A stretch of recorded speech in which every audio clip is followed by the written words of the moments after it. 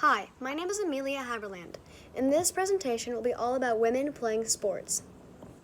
The question I asked myself in the beginning of my research was how can sports provide opportunities for girls and young women?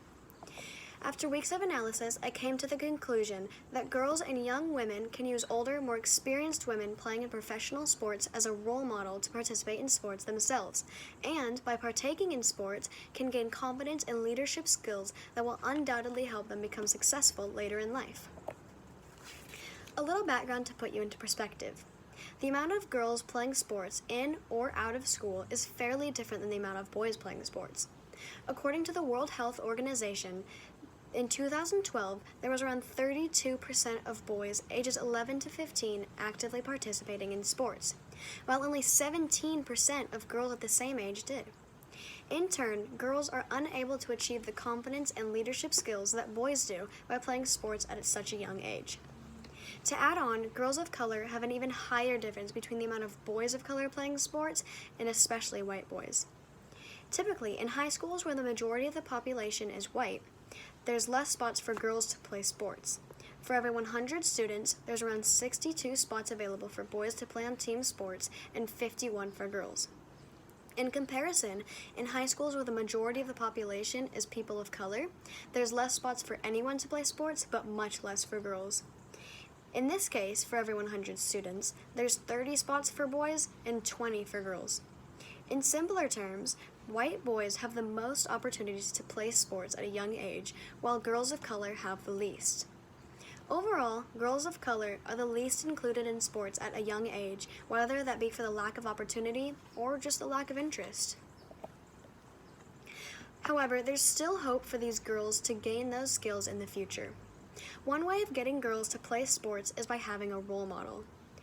Older, experienced women playing in professional sports, serving as a role model, offers girls and younger women a chance to make dreams to achieve what those professional women have achieved and to work toward them. For instance, Kathrine Switzer, aged 19, realized that there was no women's running team, so she decided to train for one herself. On April 19, 1967, she entered an exclusively male Boston Marathon. For 26 miles, she went through an array of struggles, including being physically assaulted by another runner. In the end, she won and set records that has since encouraged multitudes of women to join sports just like she did in the future. In 1972, after the passing of Title IX, which is a law that prohibits the exclusion of people in sports based on their sex, Boston accepted women into their sports as long as they had the same qualifications as men. In 1981, the International Olympic Committee voted to add female marathon into the 1984 Olympics.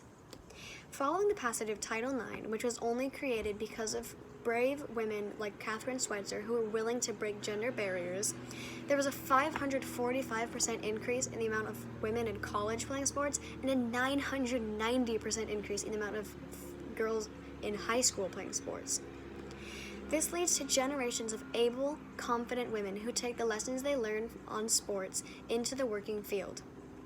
In other words, women who are willing to break gender barriers and function as a role model for what other women can achieve, girls are inspired to follow in these powerful women's footsteps. Speaking of able, confident women, girls who are included in sports at a young age have such a high possibility of gaining confidence and leadership skills. A One Win Leads to Another program explains that 99% of the girls who went through the program said that they would later get a job. And 89% said that they were a leader compared to 46% before, and 93% said that they knew where to report violence. This just goes to show how much confidence and leadership skills that girls who are included in sports at a young age can achieve, and that they can even learn how to use their voice.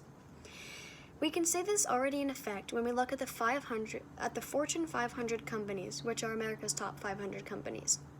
80% of their female executives have played sports at some point in their life, and 95% of female chief officers had played as children. One way we can make these role models available to a wider audience is through social media.